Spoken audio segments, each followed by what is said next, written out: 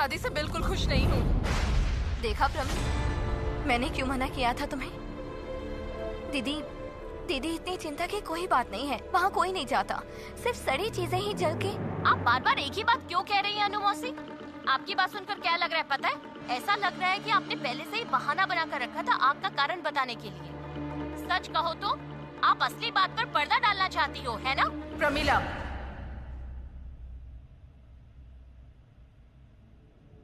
अन्नू ने ऐसा क्या कह दिया कि तुम उससे इस तरह से बात कर रही हो?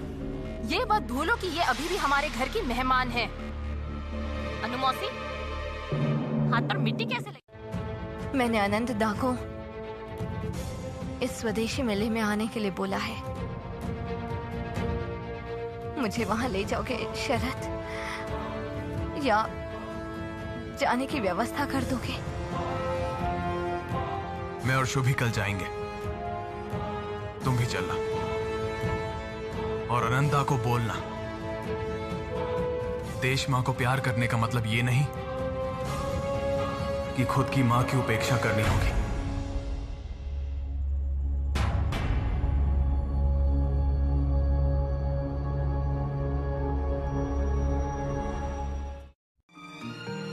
शरद,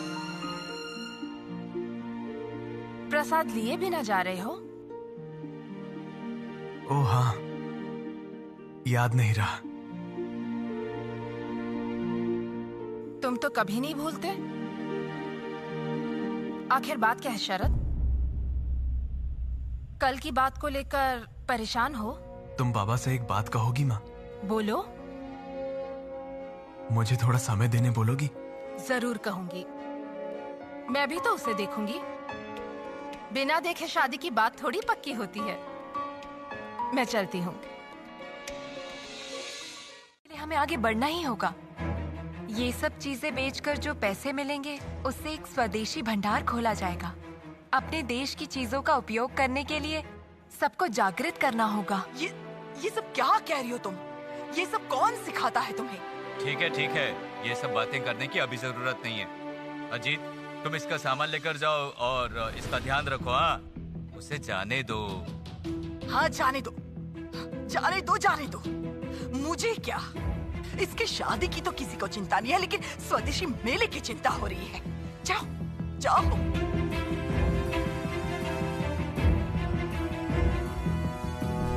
अभी चारों ओर फैला देना चाहिए। गाना, कविता, जिसको जो मर्जी है सुना सकते हैं, कोई बाधा नहीं है। आज हमारे बीच उपस्थित हैं स्वयं श्री रविंद्रनाथ टैगोर। उन्होंने कहा है कि आज मेले के मंच पर कोई भी गाना या कविता सुना सकते हैं, लेकिन जो भी सुनाना है वो हिंदी में सुनाना होगा। आप लोग सुन रहे हैं? औरोबिंदो बाबू आए हैं क्या? स्वदेशी चीजों की उपयोग के बारे में उनकी राय तो बहुत ही जरूरी है ना? नहीं गुरुदेव, वो तो अब तक आए नहीं। ये क्या? कहाँ है वो?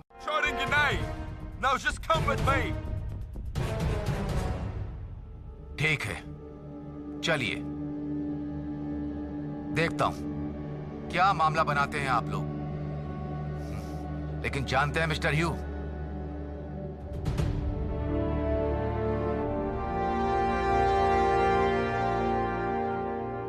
इससे मेरे देश के लोग नहीं डरेंगे। देश से प्रेम करने का बीज उन्होंने अपने दिल में डाल दिया है। रोक नहीं पाएंगे आप लोग। चलिए। को बेच के जो पैसे आएंगे वो हमारे देश के लोगों को ही मिलेंगे, अंग्रेज व्यापारियों को नहीं मिलेंगे। तभी तो हमारे देश की उन्नति होगी। आपने पहले क्यों नहीं बताया भैया? कटक में माँ ने जो पैसे रखने के लिए दिए थे वो मैं लेकर आ जाता।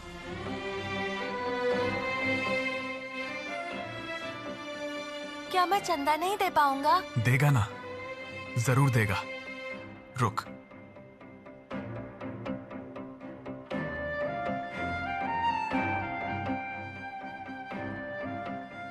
ये ले,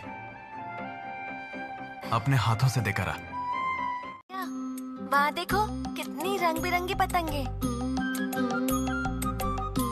एक पतंग खरीद लो। ये ले जा।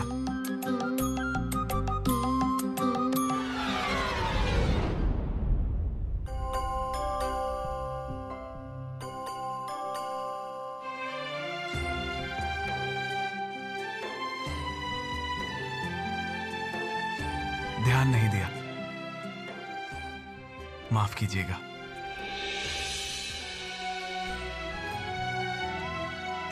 ये वाली। ये वाली? हाँ। आप स्वदेशी चीजों के उपयोग में विश्वास रखती हैं? हाँ, अगर हम लोग स्वदेशी चीजों का उपयोग करें तो तभी तो हमारा देश आगे बढ़ेगा और यही हमारा कर्तव्य है। अच्छा सुभाष, तुमने कभी रविंद्रनाथ टैगोर के गाने सुने हैं? हाँ, बड़ी दीदी गाती हैं। रविंद्रनाथ टैगोर की अपनी आवाज में। नहीं तो, आज क्या वो खुद गाने वाले हैं? चलो सुनने चलो। अनंतदा, आपको अंदाजा भी नहीं होगा कि कल घर पर क्या घटना घटी। दिमाग बिल्कुल काम ही नहीं किया। कहाँ जाएंगे, किधर आश्रय लेंगे, कहाँ उन चीजों को रखेंगे, और तभी तुम्हारा चेहरा सामने आया।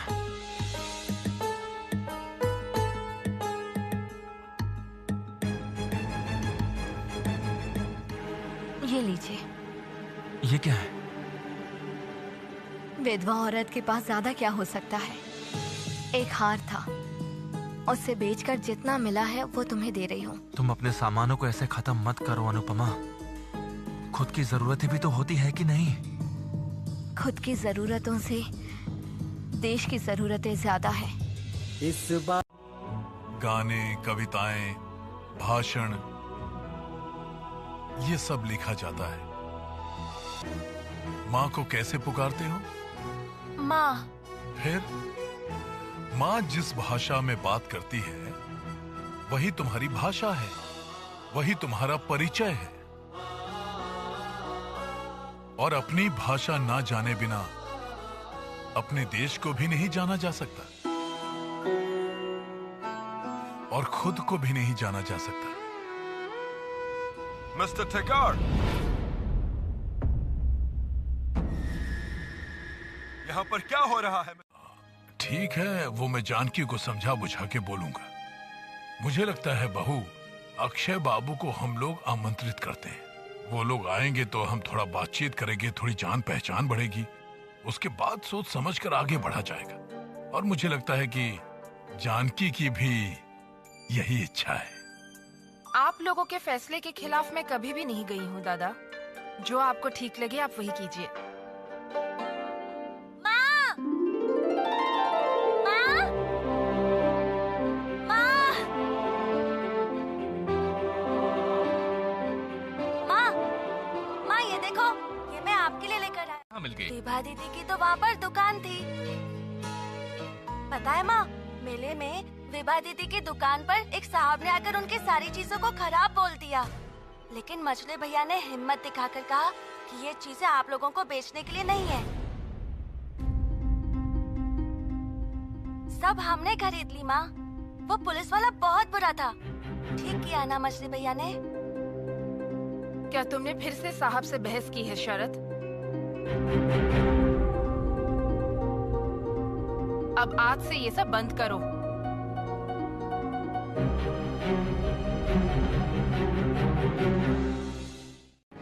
अरविंदो बाबू को छुड़ा कर लाना ही पड़ेगा। उनकी गिरफ्तारी का मुंह तोड़ जवाब देना ही होगा।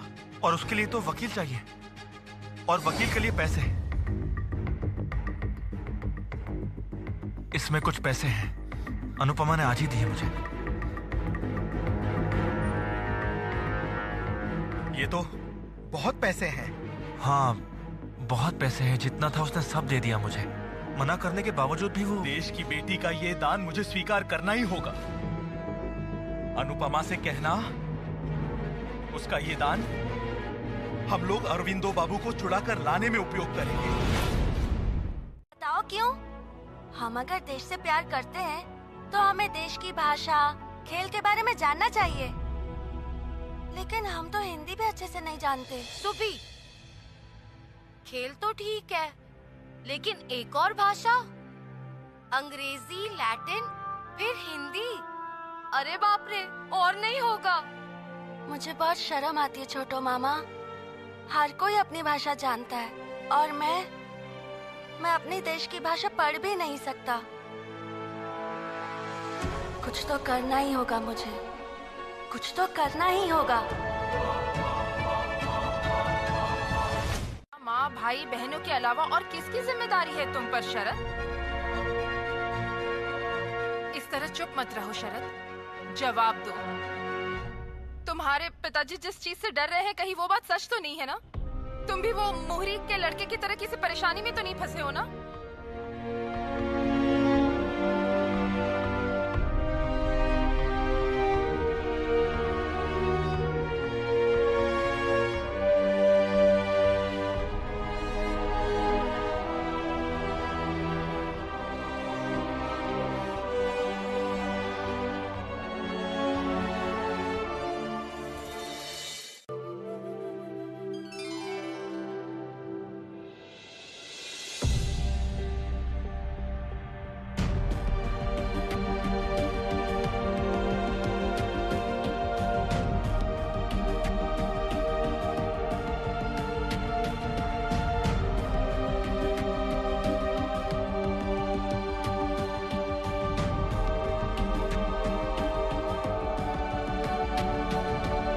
क्या रे छोटी, आशीर्वाद दे। वो तो इसीलिए यहाँ खड़ी है।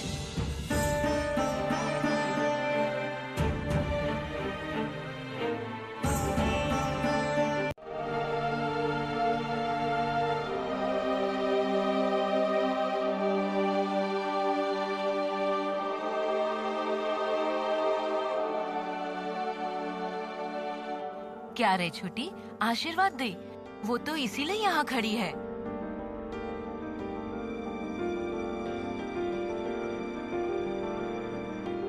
क्या हर आशीर्वाद मुंह से बोलकर दिया जाता है दीदी? चाची माँ, हम लोग विभावती को लेकर छत पर जाएं? जाओ। विभा दीदी, मैं आपका हाथ पकड़ कर ले चलूंगा। चलो। हाँ बिल्कुल ऐसे, बिल्कुल ऐसे। छोड़ो। बड़ी सुभाष, दीदी, बस बस बस, बहुत अच्छे। अरे शुभी छत पर है तो क्या हुआ? सब मिलकर छत पे आके उसे लेने आएंगे क्या? कोई भी एक जाने से तो चलेगा ना? ना, वो उसके मछले भैया के अलावा और किसी की नहीं सुनता। जो बोलना है तुम्हें ही बोलना पड़ेगा। तुम जाओ जाओ। धागा छोड़ो सुभाष, छोड़ते जाओ। एकदम सही।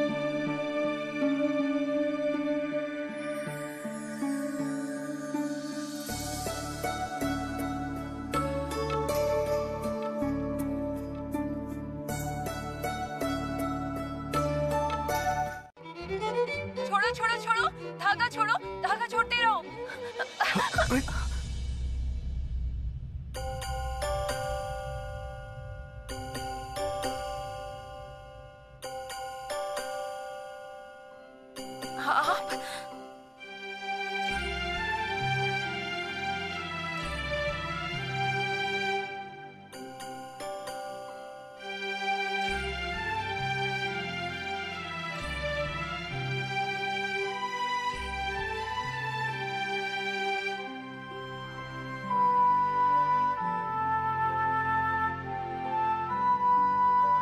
और तब से उस पौधे के पत्ते को मैंने अपनी किताब में रख लिया। अच्छा विभा दीदी, अगर मैं ये पत्ता आपको दे दूं तो आप रखोगी? जरूर लूंगी सुभाष। तुम अपनी इतनी प्यारी चीजें मुझे दे रहे हो और मैं ना लूं?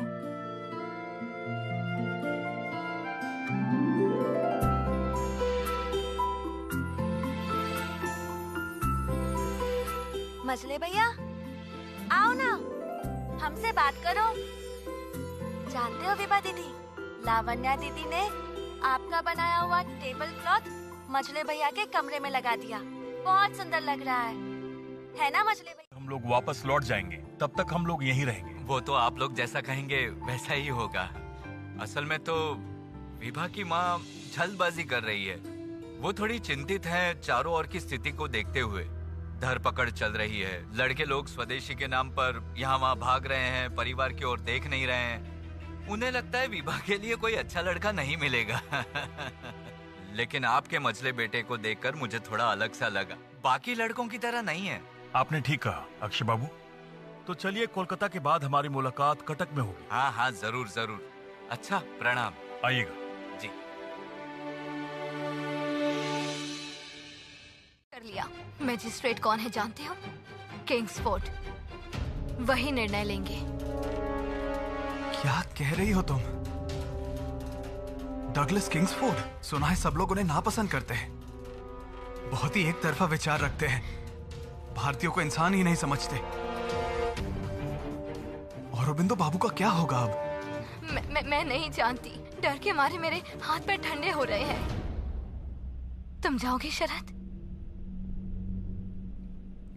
शायद जाऊंगा, पर तुम्हें मैं लेके नहीं जा पाऊंगा अनुमोसी। बहुत जोखिम है। कहाँ जाओगे तुम लोग? देख शुभी, सुन, कल सुबह होते ही किसी के भी जागने से पहले हम दोनों निकल जाएंगे, ठीक है? क्या हुआ? अब तो थोड़ा मुस्कुरा दे। बहुत अभिमान करना सीख गया है क्या? हंस थोड़ा सा, हंस।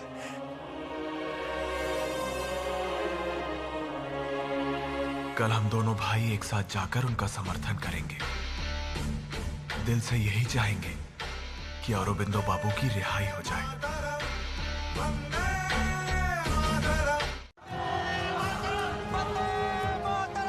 आज मुझे शर्म आ रही है शुभी। इन्होंने इनके जैसे एक महान इंसान को गिरफ्तार किया है।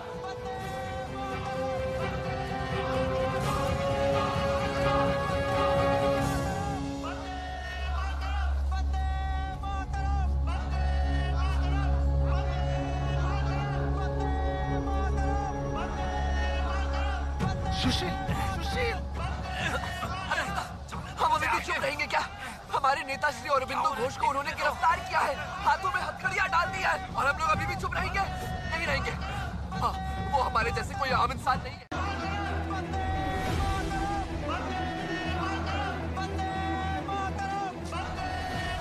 औरोबिंदो दा को मेरी लाश के ऊपर से ले जाओ साहब, जाओ।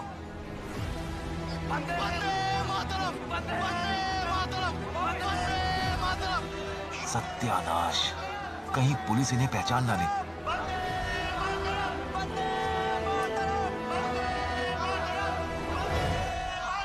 Arrest him!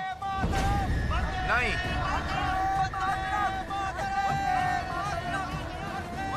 क्या किया भैया ने? क्या हुआ? पुलिस उस भैया को पकड़कर क्यों ले जा रही है भैया? कुछ बोलूंगा, पहले यहाँ से चल तो सही। तू रहता कहाँ है बेटा? कटक में। हाँ? कटक में? मैं यहाँ घूमने आया हूँ। फिर तो घर पर सब बहुत चिंतित होंगे रे।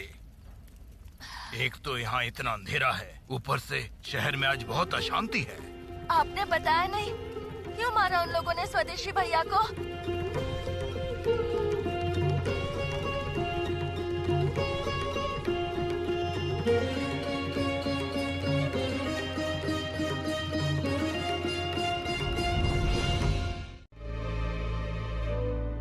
शुभी कहाँ है शरद?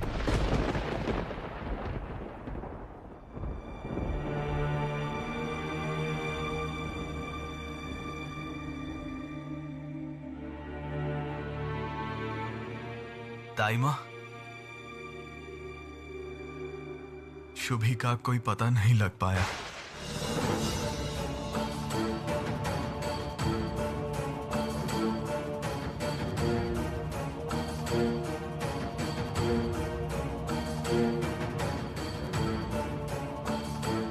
शुभी, शुभी, माँ, माँ।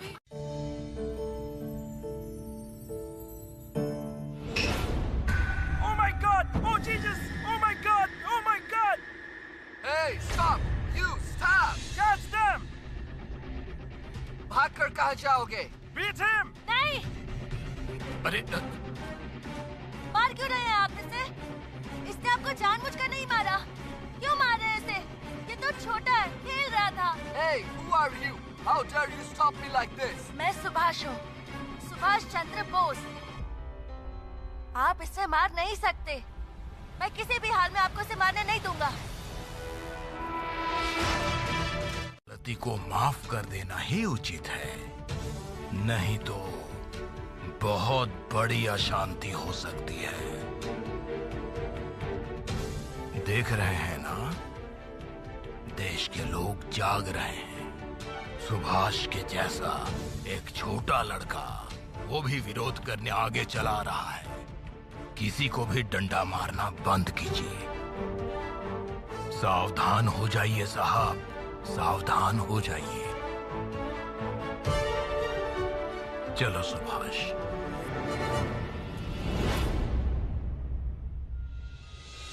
अब ये बता, पहले शुभी को ढूंढ के निकालना होगा। बाकी बातें बाद में हो सकती हैं, लेकिन अभी उसे ढूंढना जरूरी है। आप एक बार थाने जाकर आइए, जाकर देख आइए। आप वकील हैं, आपको सोच समझकर उन लोगों को बोल दीजिएगा। प्रभा, मेरा दिमाग काम नहीं कर रहा है। बेटे बड़े होकर बाप की चिंता दूर करते हैं, पर यहाँ तो बिल्कुल उसका उल्टा हो रहा है। जिसके ऊपर मैंने सबसे ज्यादा भरोसा किया, मेरा बेटा शरद, उसने मेरी आशाएं और भरोसे को चकनाचूर कर दिया। शरद! मजले भैया, मजले भैया!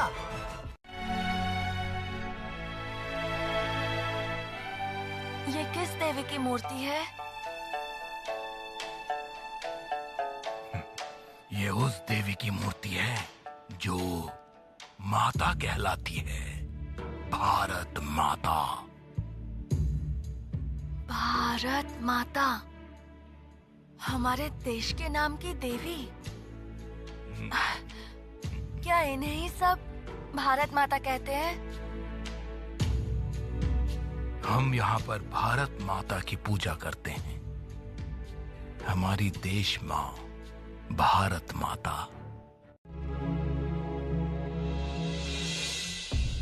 जाओ, अब तुम लोग सब अपने अपने काम पर जाओ। और सनातन, सुनो, ये है सुभाष, सुभाष चंद्र बोस। ये कलकत्ता आए हैं, घर कोदालिया में है। तुम एक बार कोदालिया में जाकर बोस परिवार का पता करो तो। जब पता चल जाए तब सुभाष की खबर उन्हें देना। वो जरूर बहुत चिंतित होंगे। जाओ। आज्ञा।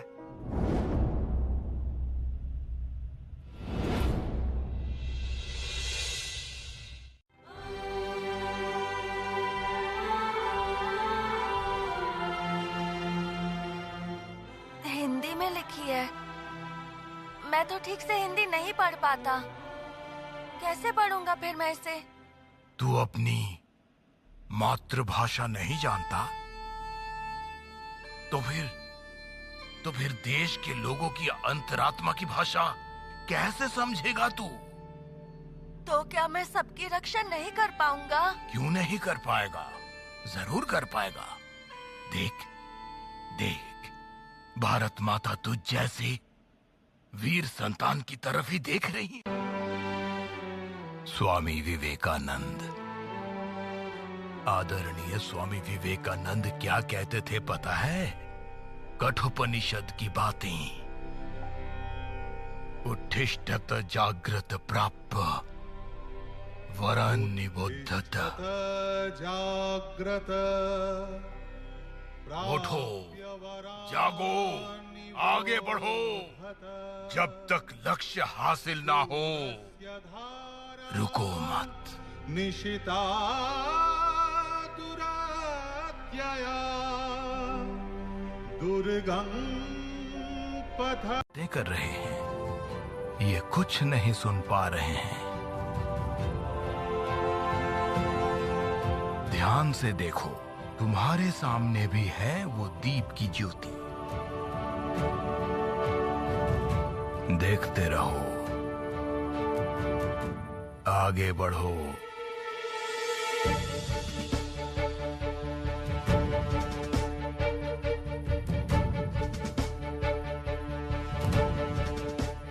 बैठ जाओ।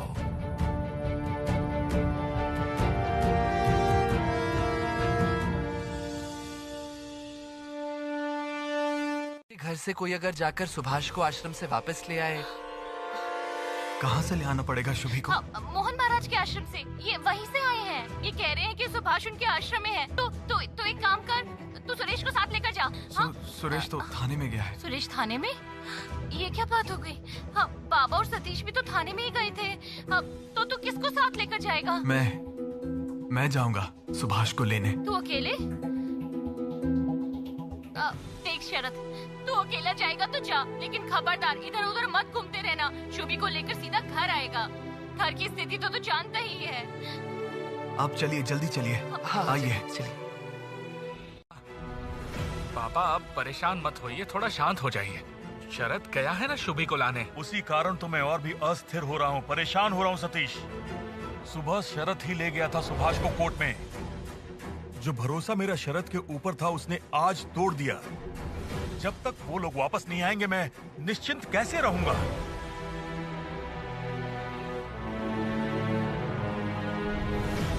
ये तुमने क्या किया शरद बेटा? हम सबको तुम पर कितना गर्व था। मुझे बहुत डर लग रहा है। क्या जवाब दूंगी मैं सबको?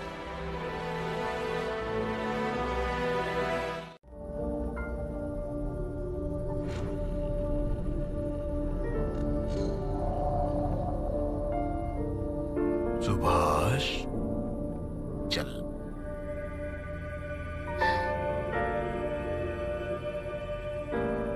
शुभी, शुभी, मछली भैया,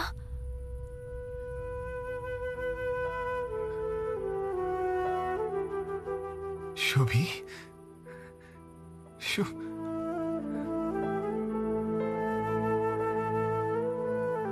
कहाँ चला गया था? उसकी मन की शक्ति इतनी है कि मौत उसे आसानी से छू नहीं पाएगी। तू चिंता मत कर बेटा, चिंता मत कर। पर तूने जो वादा किया था कि तू मार खाना बंद कर देगा, उसके लिए तुझे खुद को तैयार करना होगा सुभाष। रोज सुबह मन को एकाग्र करना और जो मंत्र तूने सीखा है उस मंत्र के मार्ग पर ही चलना। कौन सा मंत्र? वो मैं आपको बाद में बताऊंगा भैया।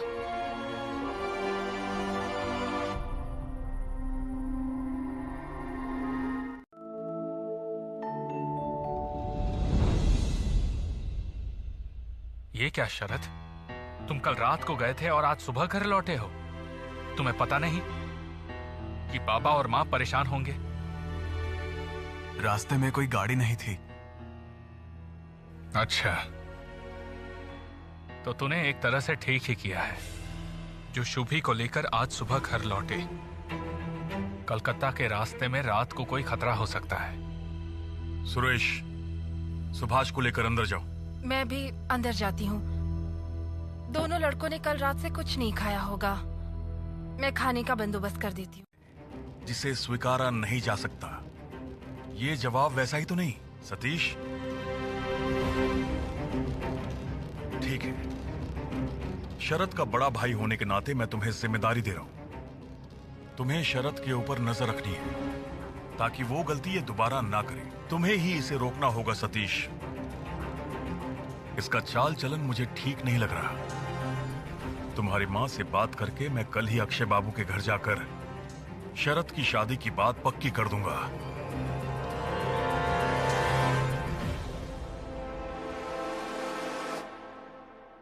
शरद, मैंने तुम्हें पहले ही सावधान किया।